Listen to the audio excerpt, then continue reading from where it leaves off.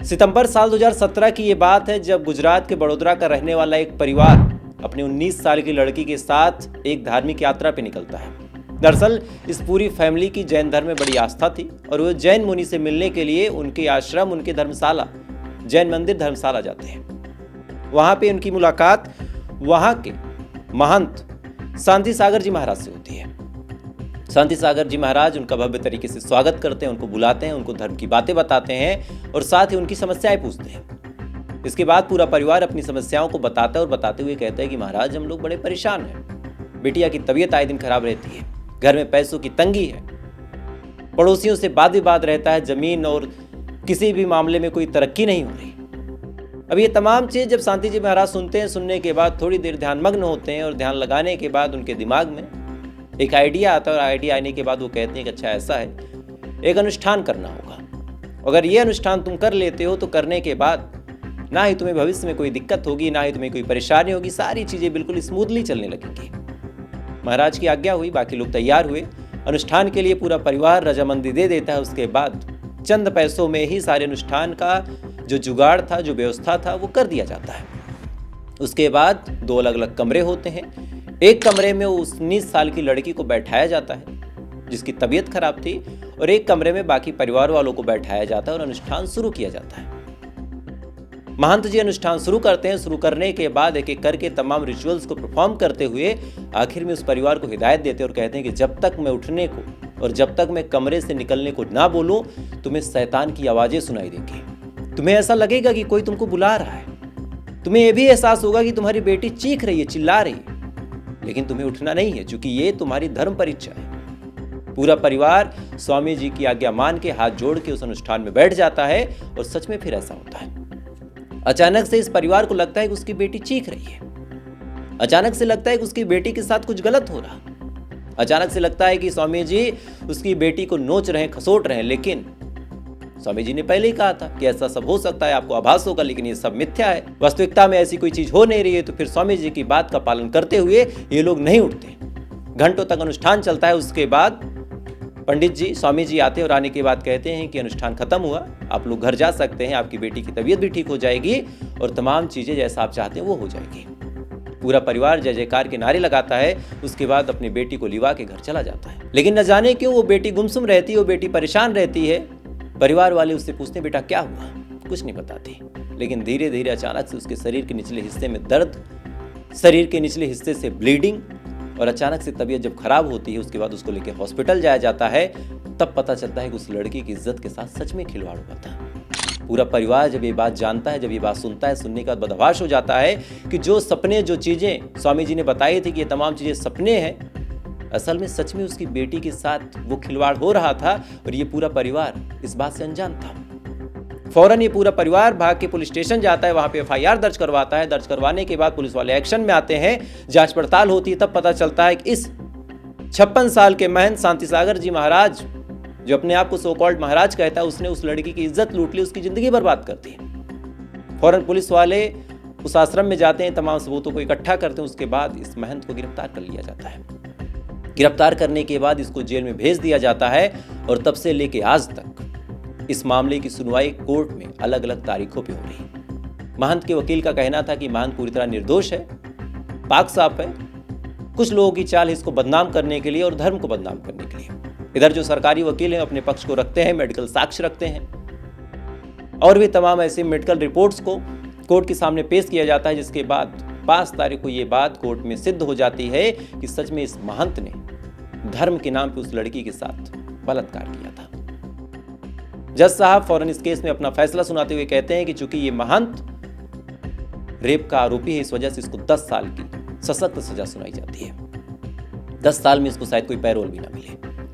अब ये मामला जब निकल के सामने आया, तमाम लोगों की अलग अलग प्रतिक्रिया है। कुछ लोग का कहना है कि देखो कैसे धर्म के नाम पे लोगों की इज्जत के साथ खिलवाड़ किया जा रहा है। कुछ लोग का कहना है कि देखो एक अच्छे भले इंसान को कैसे बदनाम कर दिया गया। इस देश में जो जैन है और अल्पसंख्यक है, इस वजह से इनको परेशान किया जा रहा है। लेकिन ये सोचने वाली बात है, कोई इकलौता मामला नहीं है जहां किसी परिवार की लड़की की इज्जत के साथ धर्म के नाम पे खिलवाड़ हुआ हो और वो परिवार खामोश रह गया हो, परिवार को चुप करा दिया गया हो।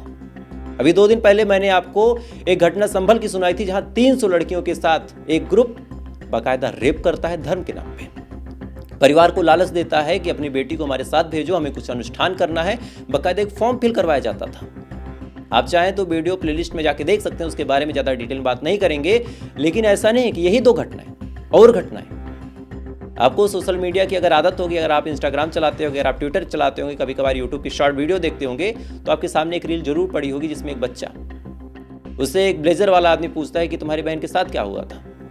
उस पर वो बच्चा रोते हुए कहता है कि मेरी बहन नहीं बोल सकती थी। उसके बाद फिर वो कुछ मंत्र वगैरह पढ़ता है, फिर पूछता है अब क्या, तब वो कहता है कि बोलने लगी। यानी कैमरे पे एक आदमी बाकायदा चमत्कार दिखाते हुए कह रहा था कि कोई गूंगा है तो मैं उसको आवाज दे दूंगा, कोई अंधा है तो आंखें दे दूंगा, कोई बहरा है तो कान दे दूंगा। ये तमाम चीजें दावे करने के बाद अंत में पता चलता है कि साल 2017 में ही इस पादरी विजेंद्र सिंह ने एक 17 साल की लड़की के साथ रेप किया था। शुरुआत में उसको बहला फुसला के अपने घर पे लेके जाता है, फिर कहता है कि चलो तुमको ढाबे पे किसी से मिलवाता हूँ। उसके बाद फिर अपने गेस्ट हाउस लेके जाता है, वहाँ पे उस लड़की के साथ रेप करता है और फिर धमकी देता है कि अगर इस घटना के बारे में तुमने किसी से जिक्र किया तो तुम्हारा अंजाम अच्छा नहीं होगा। इसके बारे में थोड़ी सी और जब हमने तफ्तीश की, हमारी टीम ने मेहनत की, तो पता चला कि कोई इकलौता इसके ऊपर आरोप नहीं था। इससे पहले भी वो मर्डर के सिलसिले में जेल जा चुका था। लेकिन गजब के लोग हैं कि एक 302 के मुजरिम को बाकायदा एक प्रॉफिट मान लेते हैं, एक पादरी मान लेते हैं। उनका यकीन हो जाता है कि आदमी हमें धर्म का ज्ञान देगा। कुछ टाइम पहले आसाराम के ऊपर जब आरोप लगे थे, उनके समर्थक उग्र हो गए थे।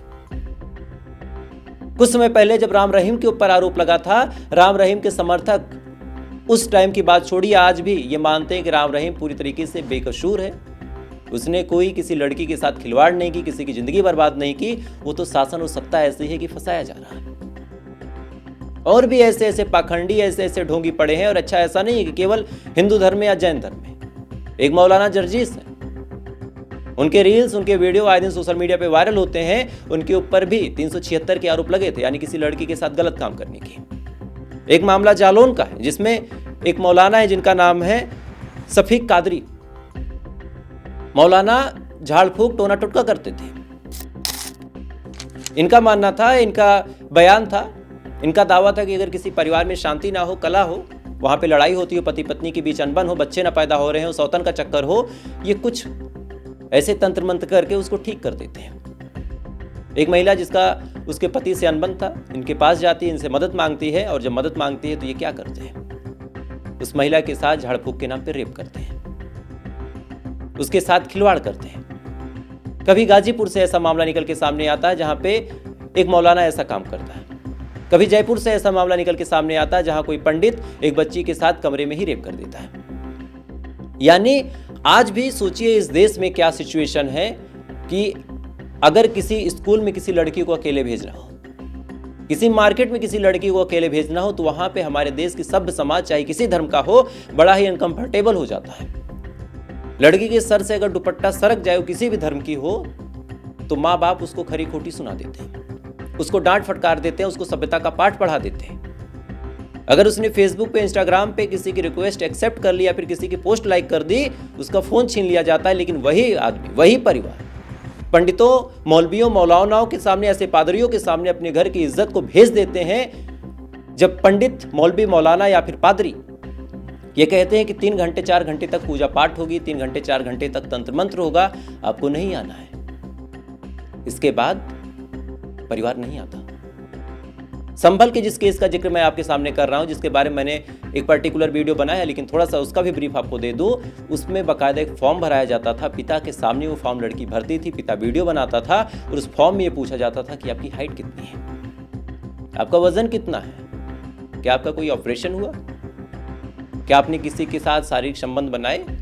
अगर उसने बनाए होते थे तो पिता के सामने उसको हाँ करना होता था। आप 18 साल के ऊपर है या फिर उससे नीचे हैं, आपका पीरियड कब आता है, आपका कोई ऑपरेशन तो नहीं हुआ, आपकी हाइट कितनी है। इसके साथ साथ तमाम पर्सनल जानकारियां जो लड़की केवल अपनी मां से शेयर करे और शादी के बाद अपने पति से शेयर करे, वो तमाम जानकारियां बाकायदा फॉर्म फिल करवाई जाती थी, उसको लिखवाया जाता था, सही गलत का टिक करवाया जाता था, पिता वीडियो बनाता था, बिटिया बैठ के अपना फॉर्म फिल करती थी। लालच क्या दिया गया था कि अगर ये फॉर्म फिल कर दिया जाएगा, उसके बाद अब अपनी बेटी को भेजेंगे, आपकी बेटी के साथ हम पूजा पाठ करेंगे तो आपके घर में धन वर्षा होगी। ये करने वाला एक स्टेशन मास्टर था। एक पढ़ा लिखा पतंजलि शॉप चलाने वाला था, एक एमएससी ग्रेजुएट था, और ये तमाम लोग ऐसे काम करते थे और परिवार अपने घर की इज्जत को, अपने आबरू को नीलाम करवाते थे। सेम मामला निकल के सामने आया फिर से शांति सागर महाराज के रूप में, जहां पे एक लड़की सच में चीख रही थी और परिवार वालों को यह बताया गया था कि आपकी लड़की चीखने की आवाज आएगी, आपको ऐसा आभास होगा कि आपकी लड़की चीख रही है, लेकिन आपको उस पर रिएक्ट नहीं करना, आपको बाहर नहीं आना। और सच में परिवार बाहर नहीं आता। 7 सालों तक ये मामला चलता रहा। 19 साल की लड़की अपनी इज्जत आबरू की नीलामी को लेकर लड़ाई लड़ती रही। फाइनली कोर्ट ने इंसाफ किया है, लेकिन अभी ये लोअर कोर्ट का फैसला है, मामला हाई कोर्ट में चैलेंज होगा, फिर सुप्रीम कोर्ट तक जाएगा। ऐसा करते करते 56 साल का शांति सागर महाराज है, एज ग्राउंड पे, क्योंकि 20 साल तक ये मामला हाई कोर्ट में पक्का खिसेगा, एज ग्राउंड पे इसको बेल मिल जाएगी और फिर ये बाहर आएगा। इसके समर्थक फिर चीखेंगे, चिल्लाएंगे। आप किसी भी बड़े ऐसे पादरी, ऐसे मौलवी मौलाना या फिर ऐसे पंडित, ऐसे पुजारी, ऐसे धर्मगुरुओं के अकाउंट्स आप देख लीजिए। आशाराम पे आप जाके देखिए, आज भी उनके समर्थक उनके वीडियो पे कमेंट करते हैं कि बाबा आप निर्दोष हैं। कल मैं देख रहा था विजेंद्र सिंह पादरी, मेरा यशु यशु वाला, जिसके ऊपर आरोप लगा, उसके भी समर्थक कहते हैं कि पापा जी आप तो निर्दोष हैं। गजब की अंधभक्ति है। और फिर हम अपने देश में ये सवाल उठाते हैं कि हमारे देश में विकास नहीं हो रहा। खैर, तो फिलहाल एक महाराज शांति सागर महाराज, जिनका नाम ये जैन धर्म के धर्मगुरु माने जाते हैं, इनको रेप केस में जेल में भेजा गया। मुझे लगा इस वीडियो के माध्यम से थोड़ी सी आपसे जागरूकता शेयर की जाए, और आपकी क्या राय है जरूर बताइएगा। और प्लीज इस वीडियो को अपने दोस्तों से शेयर कीजिए। और ऐसी खबरों के साथ हर रोज मैं आपके सामने आता हूं, जहां हम समाज के उन मुद्दों को उठाते हैं जिसके बारे में कोई बात नहीं करता। इस वजह से अगर आप हमें फेसबुक पे देख रहे हैं तो फेसबुक पे फॉलो कर लीजिए, यूट्यूब पे देख रहे हैं तो सब्सक्राइब कर लीजिए। बाकी थोड़ी देर बाद फिर मिलते हैं ऐसी किसी खबर के साथ। तब तक अच्छे रहिए, खुश रहिए। जय हिंद, जय भारत।